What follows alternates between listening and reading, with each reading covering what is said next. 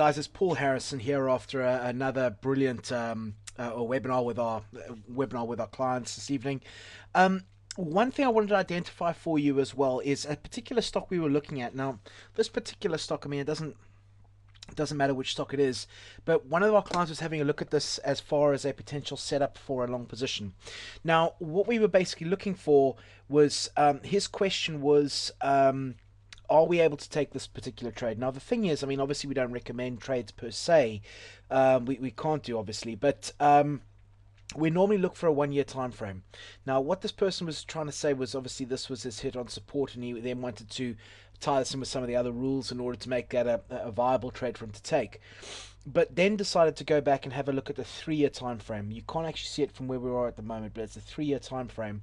And basically he was wondering where he needs to put a stop loss. Now the thing is, you need to be, if you're following the rules, you need to be able to follow the rules to the T. You can't sort of take another additional bounce and say, okay, well, that was justification for me to enter the trade.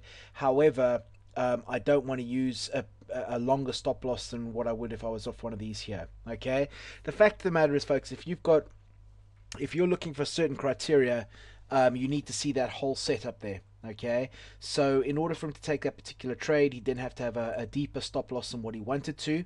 And in order to have a deeper stop loss, obviously, it was then going to result that he wouldn't be able to take the trade because the ratios just weren't there. And if there is really a secret in trading, it's got to be the ratios.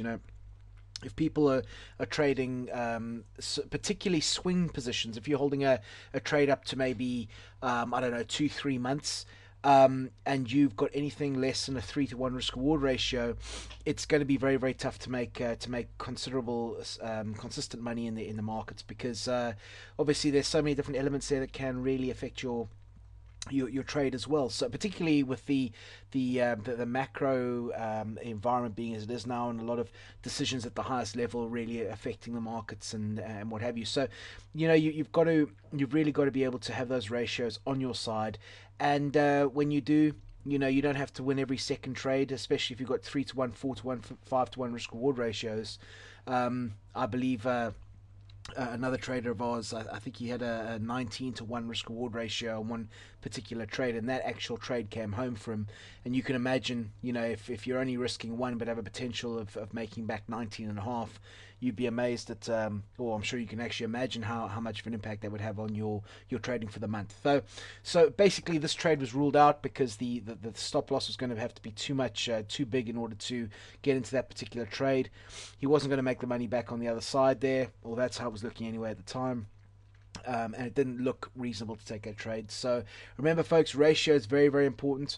But if you're taking all the elements to suggest to get into the trade, you've got to take the good with the bad there. So if you've got your additional bounces, you need to be able to have your stop loss in the right place there as well.